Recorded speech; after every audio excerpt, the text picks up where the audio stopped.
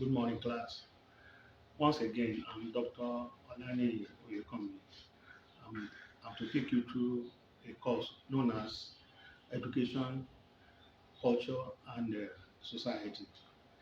When we met last time, we started on family, which is a component of the society, which is a unit of the society, which is part of the society. We also mentioned the structure of family and the functions of family. We spoke about where the functions of the family, where they dovetail into the function of the school, and how there should be continuity between what is held as value in the atom and that which the school transmits. So, and we also saw how the family can serve as social foundation for formal schooling.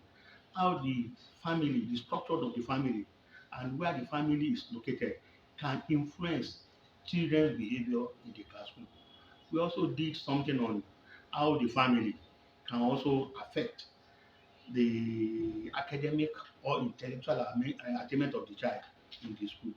It is there we mentioned different types of families.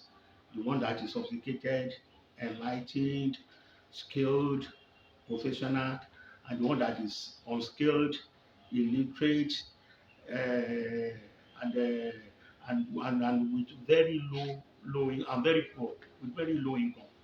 Today, we want to see these inequalities because the families they differ remarkably from one another. The family differ in their religion, they differ in their tribe, they differ in their commerce, they differ in politics. So they are remarkably different. So we want to see, apart from these differences, we also want to see why they are not the same, why there are differentiations in the family. So it is this will lead us to the topic inequality in societies. Inequalities in societies. Nigeria as a nation or as a country, which is everybody in the nation to have equal right, and that is usually claimed that the law of the land, the ordinary law of the land, is no respect, is not a respecter of anybody. Be you the law does not know whether you are an ordinary citizen or not. So this law, this ordinary law of the land that stipulates equality, is also it gives immunity to certain people and some like the diplomats, like the governors, the serving governors, the head of states, they cannot be detained, they cannot be arrested for any offense. And still, we are progressing equality, equality, equality. Besides, when you are talking of equality before the law, justice can be bought, it can be delayed, it can even be denied. So when we are talking of equality, we are not talking of reality.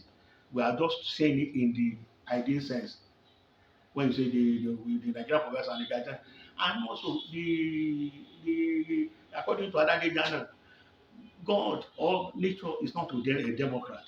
We are not created exactly the same thing. We are different in attributes.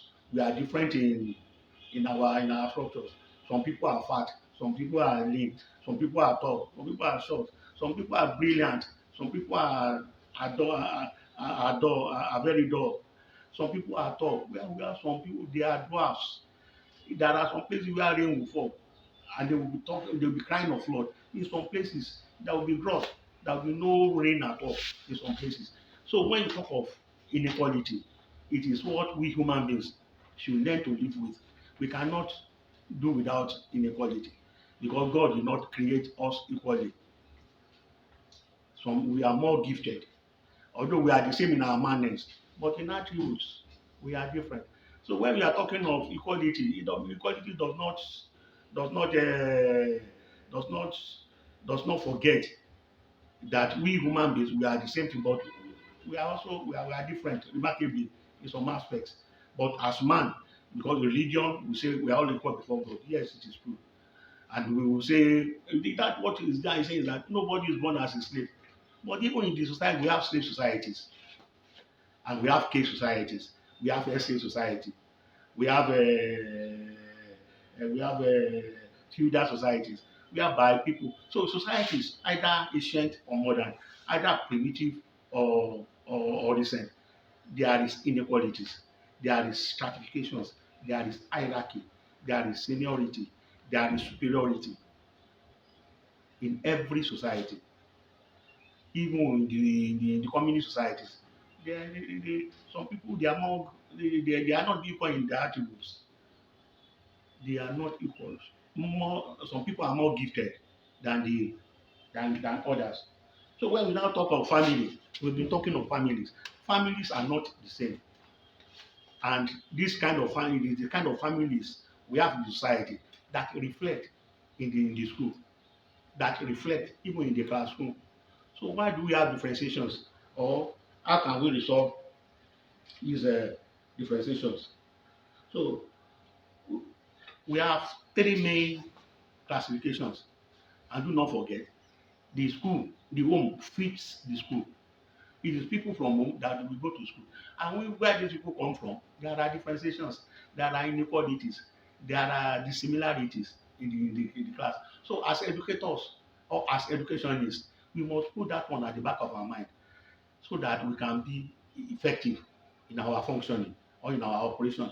If we assume that there are no individual differences, some of these differences carried from home is they now the distinct converge in the class. Even at the higher institutions, people they reflect varieties of background, varieties of ideological inclinations. They converge and they form the school society. They converge and they form the classrooms of culture. So this differentiation and these inequalities now, we want to see how this society, inequalities in societies, different how can and we call it stratification.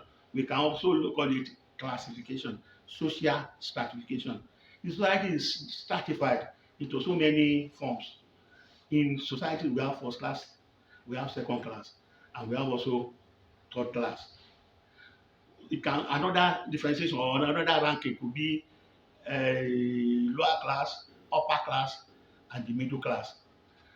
So all those kinds of what determines this classification is the amount of wealth people receive and the amount of income people receive that qualifies them or that determines the kind of class they will become.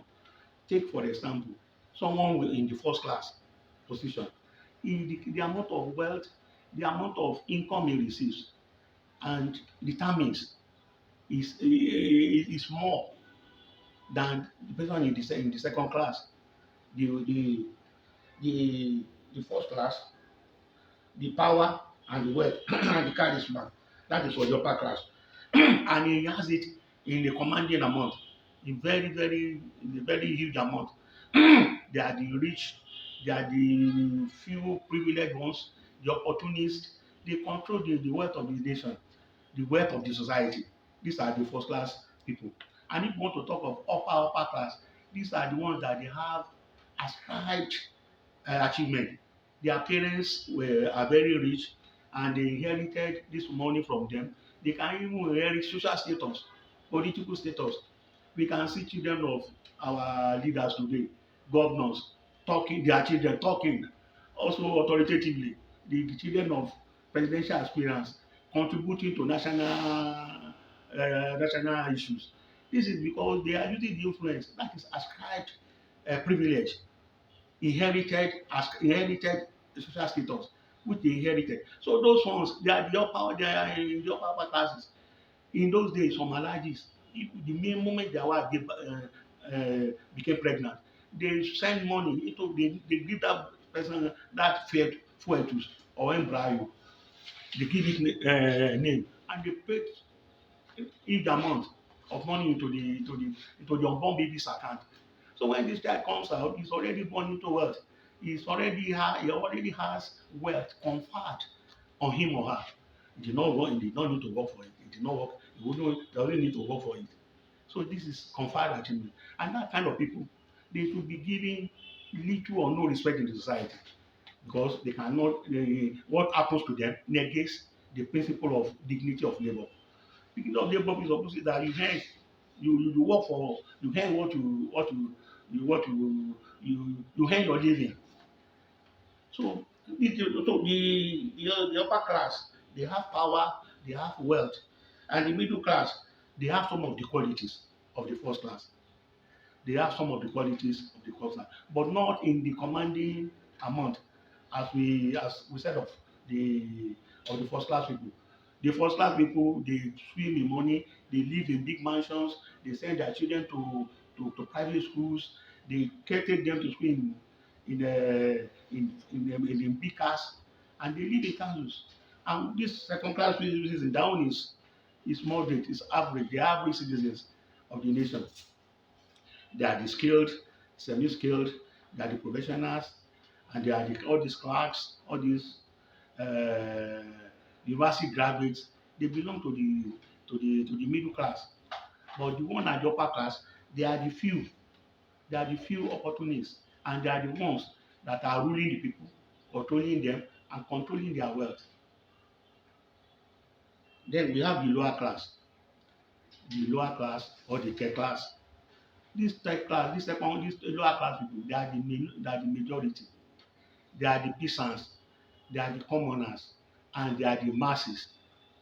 They are the one, their population is massive, and they are the ones that are deprived of their own share of the national cake.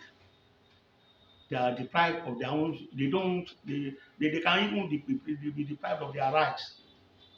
They can be disinherited. What belongs to them can be taken away from them because they lack. And since justice can be bought, where will they get money to buy it? Employment also can be bought. Where will the son of the poor get money to buy employment to enable him to get employed? So the poor masses, they are the masses, they are the people who really, yes, and they are the ones that are used to do all these menial jobs. They become night guards, they become bodyguards, they are used during politics as thugs, to display politics with bitterness. But the children of the rich, they are sent abroad to do either to learn or to stay there. So the word of man, as we have said, is characterized by by classification or by stratification. There is no equality. Like I've told you, in any society, in Nigerian society, take for example, we have is classified or stratified into three categories: the first class, the second class, and the third class. The same with the same attributes, the same characterization can be given to the another, can be ranked in another form. The first one we said first, second, third. But then we can say upper, middle, and lower with the same. They have the same attributes. They have the same connotation. So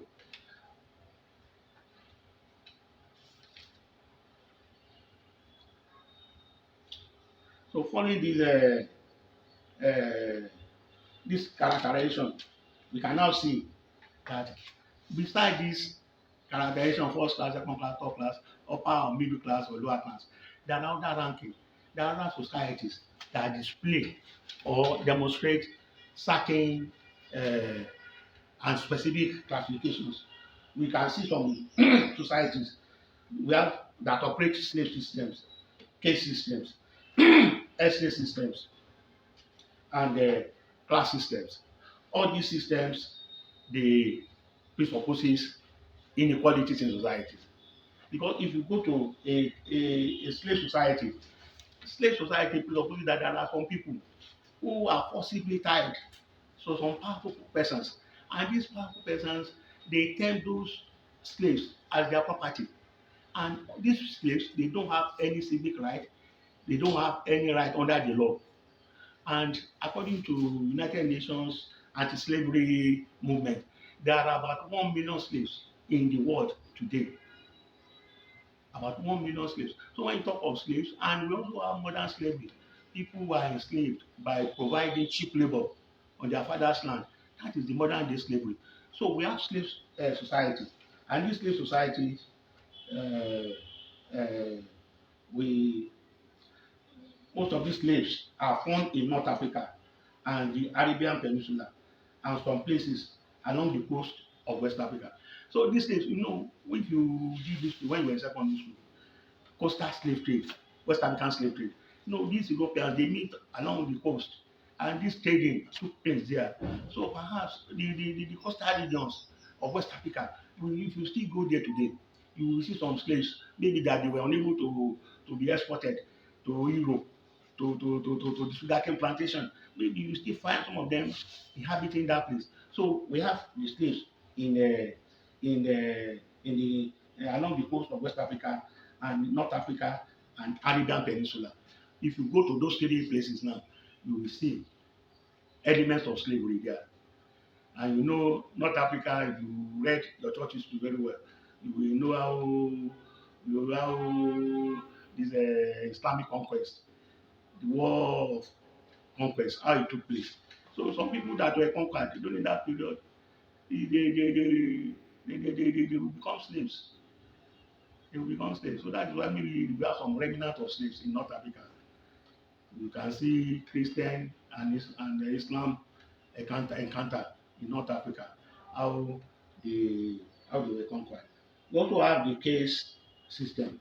So this case system is a hierarchy of endogamous division in which membership is hereditary and permanent.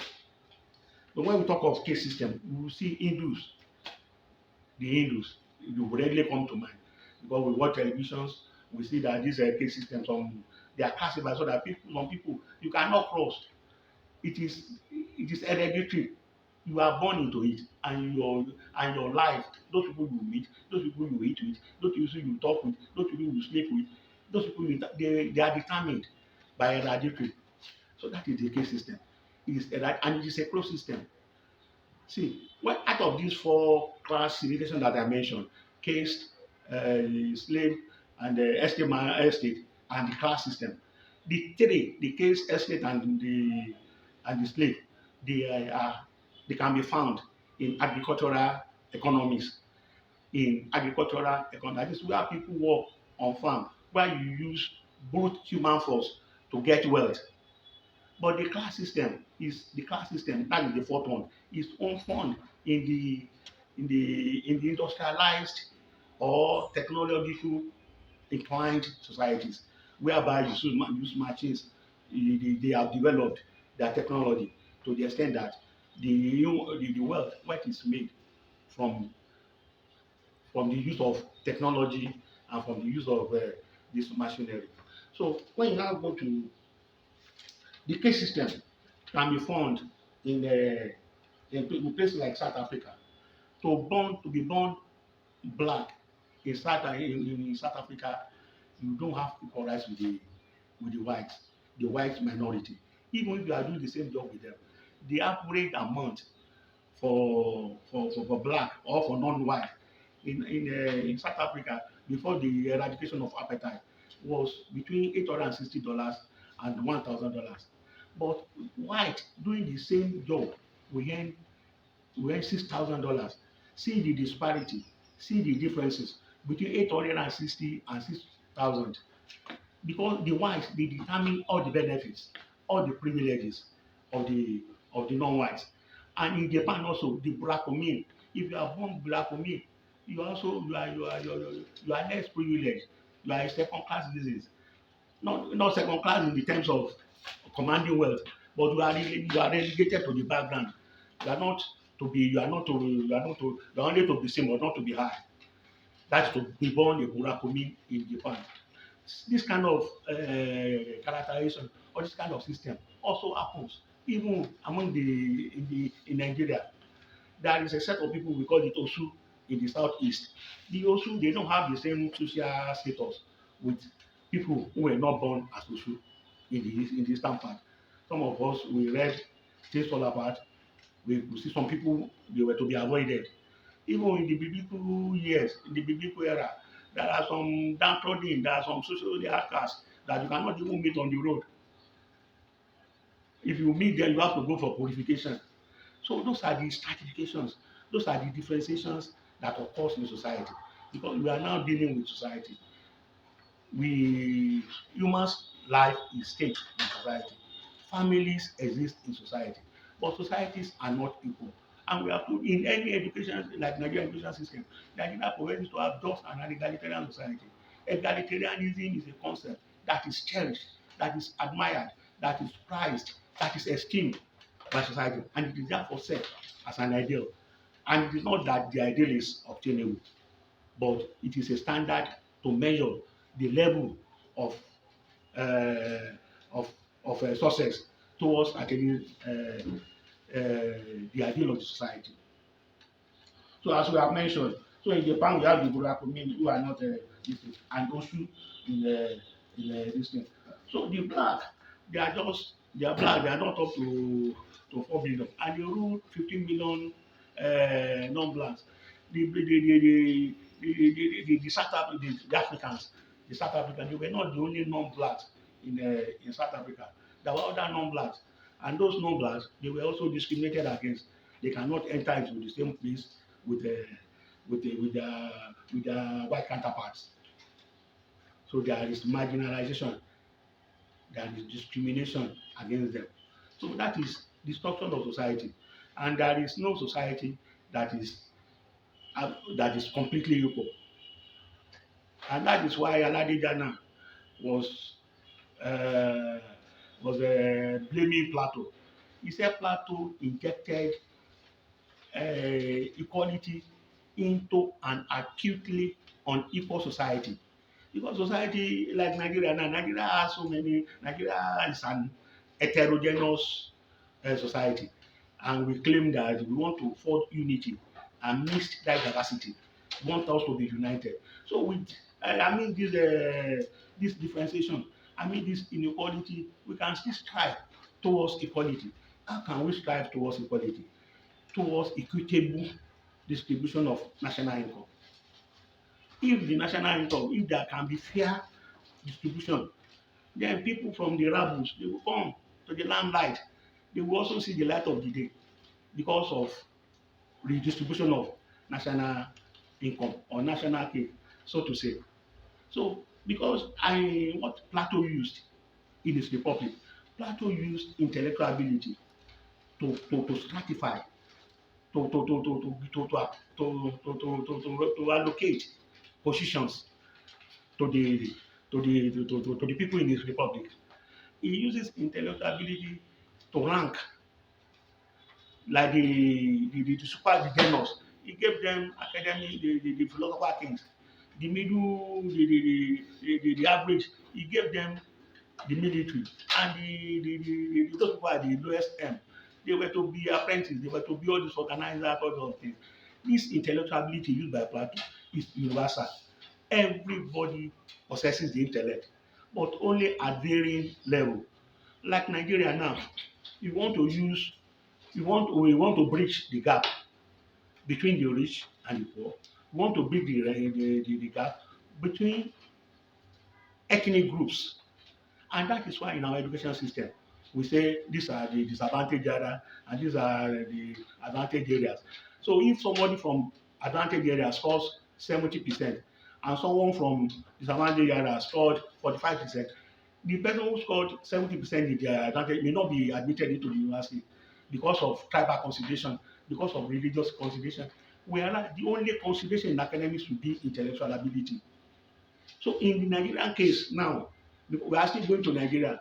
So I will don't want, but I'm just telling you about inequality in the actual sense or in the real sense of it. So inequality now is what permeates human society. Human, me are going along the street. If you see some people in big cars and you see some people trekking, walking barefooted, going in rags, you will see some people controlling billions, while some people cannot afford 3 square meal in a day. They cannot even afford 2 square meal in a day. Some people cannot afford to send their children to public school. They can't pay PTA levy, while some people send their children abroad. So all those are indicators of class society. All those are pointers to class society. The moment you are going along the street, you see one big mansion, somebody inhabit that mansion, and you see another small house at the gate. inhabited by the guards, by the security man. Immediately you see those, you say yes, you can classify them. You can say yes, this is the these are the upper class, or these are the first class citizens, and this man that I'm saying is the lower class, is the poor masses. They are the poor masses. You see, and the poor masses, they are they are they are not, they are less valuable. They are not they are not as esteemed. They are not as respected because the respect in human society is wrapped up to a certain extent in how you earn your living, in how many living you earn. So if you are a doctor, you are a lawyer, you are a pastor of high caliber, you are a pastor, that will dictate the kind of respect that will be accorded in the society. So people are respected for what they are economically, socially, politically, religiously, and academically. So now the poor, they are not respected. That is why they are victims of police turbulence. That is why they suffer unlawful detention. That is why they suffer degradation, deprivation, dehumanization, all sorts of misuse, all sorts of what gives disrespect to human being. They suffer it, the lower classes. So another, I have one experience of how the lower people, how they can be treated, as how they can be dehumanized. There was one military governor during the western state. This military governor alighted from his helicopter, and our security men in the military. The military is an hierarchical setup. It has its own structure. We have the senior military officers, we have the junior military officers, and we have the other rank. It is this other rank that start from corporal, lance corporal, sergeant, W to W1 before you go to second lieutenant. That is how the society is structured. Seniority, superiority. You get what I'm saying? So this man now came from his headquarters and he gave his guards instruction. He just simply he just said no visitor and went upstairs to his duplex. So a boy, the son of the governor's sister, was returning from university and he entered. So the soldiers, they met him, they said, Oga said no visitor. And he said, I'm used to this, I'm going to meet my uncle. They said, Oga said no visitor. You know, soldiers, they just hear good, they don't hear come. Once you give them order, you can, no outsider can change it unless the person gave them the very order. So the man started moving. These soldiers, they pounced on him and they beat this boy who came to visit his uncle. So the boy cried and went to his mother. The mother came furious. He was annoyed and he was blaming, say, you, which useless soldiers beat you when I sucked breast. Your oga took the breast after me. Why are you beating you? Are useless. He was insulting the soldiers. And this governor was peeping from the window. He asked his elders, I said, shut up. You are blaming those people. Your own, if I have money, you spend that money with me. But these people, before I die, they must die before I die. He said, before you can pacify the situation, you have to go and kill them a goat. You see, the government said, before I die, these people, they must die. How can you use about 20 soldiers to pay for the life of only one officer? Because even the life of those 20, they cannot pay for the life of the senior officer. That shows how classy the army is. And if you go to the judiciary, the same thing. You see the judge of the Supreme Court, of High Court, of Magistrate Court, of all all these things, they are hierarchies and they are hierarchical setups. Even in the church, we have the bishop, we have the archbishop, we have the priest, we have all those things. That is the society, how the society is structured. Structured in order of seniority, structured in order of superiority. So when we are not, and we don't blame the society, but what we blame is excess, is primitive approach to all these certifications, or to this all this hierarchy. Take Nigeria for example. The capitalist system that we are using in Nigeria is primitive and exploitative. And that is why people were crying that the senators They were all the money for the nation are concentrated in their purse. They earn everything. And the money, this money they earn the money of a organizer, of mechanic, all the because the national there's something we call the national income, or the national gross output in economics. We all the work so the people in society will do in a year. It has amount. So when if you work for 30 naira and they give you 10 naira, the 20 naira remaining is inside somebody's pocket, maybe a senator. That means you are underpaid. And Nigerian workers now, they are exploited on their fathers now. They are underpaid. A level 5 officer, and the minimum wage in Nigeria is supposed to be not supposed to be the 40,000 naira as it is now. So that is another slavery. When you exploit people, when you underpay them, you are enslaving them because you are using them as a means to achieve your own economic end.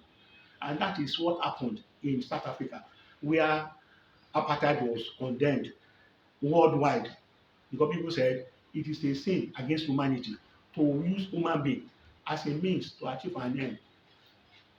So, like when you have your own company and you open it, or when you are a pastor of the church, there should be equitable distribution of income of the money in the church.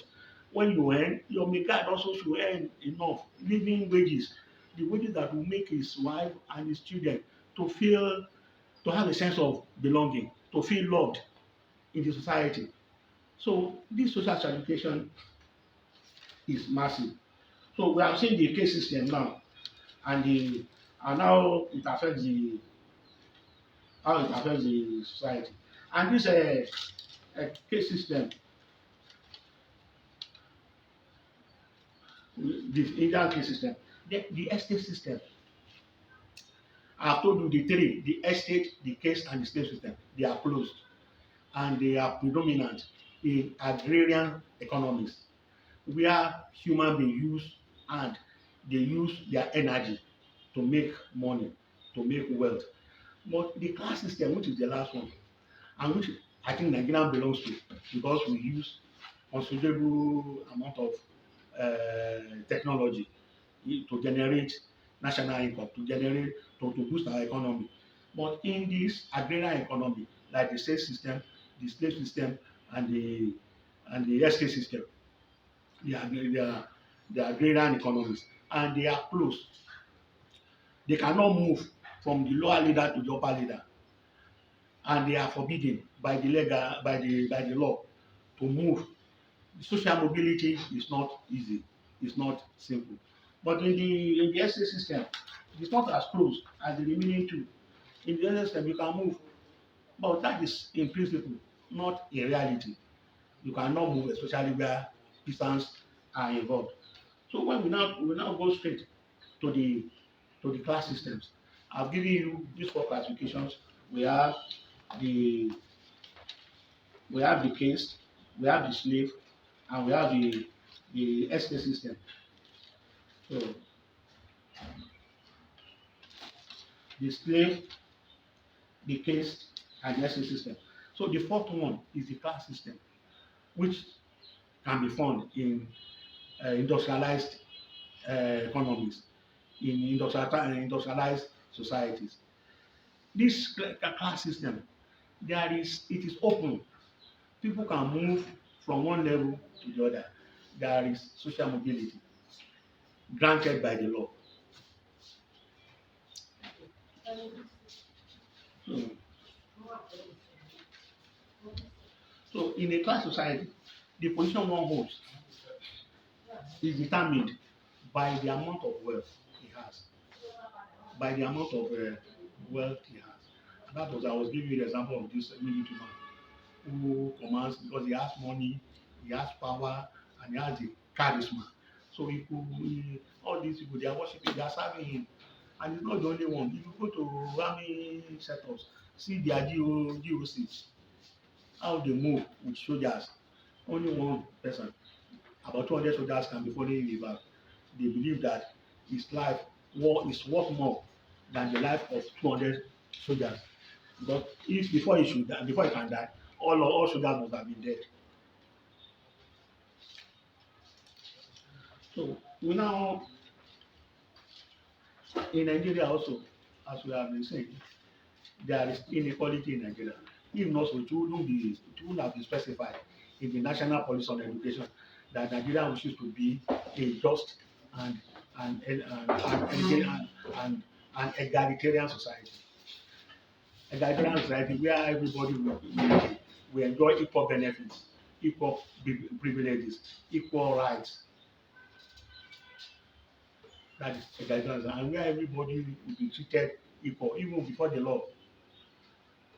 So how now is we have been saying it. How can you now measure this equality or egalitarianism in Nigerian context? Is Nigeria actually equal? I don't is Nigeria. I don't know people who are over rich, and I don't know people who are over poor in society.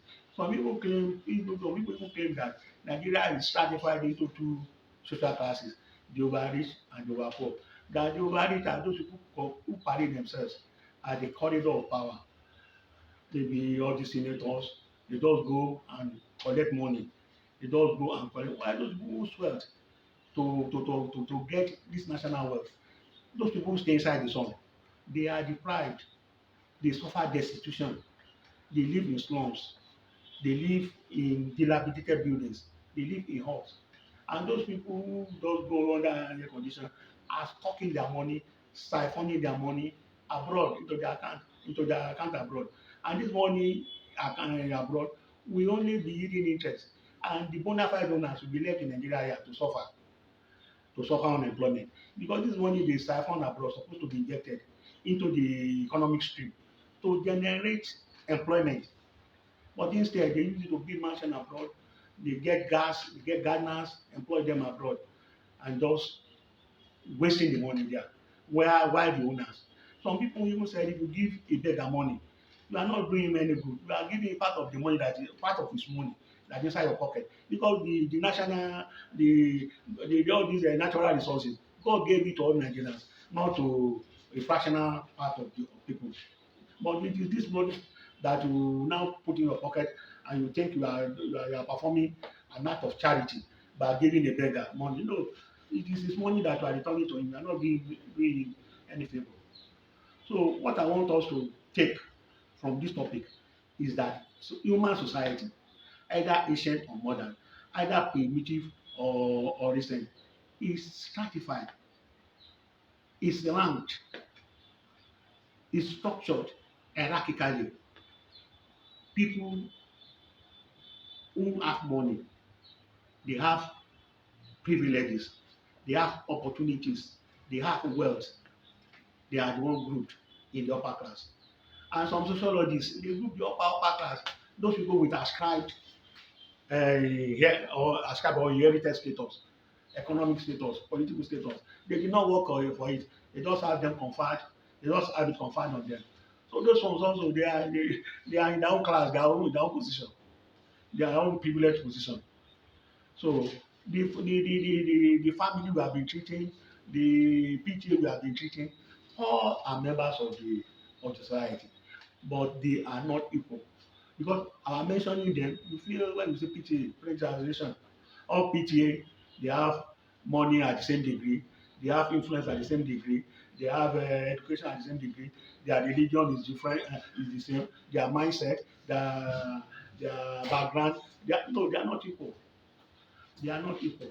And as I mentioned, God did not create us equal.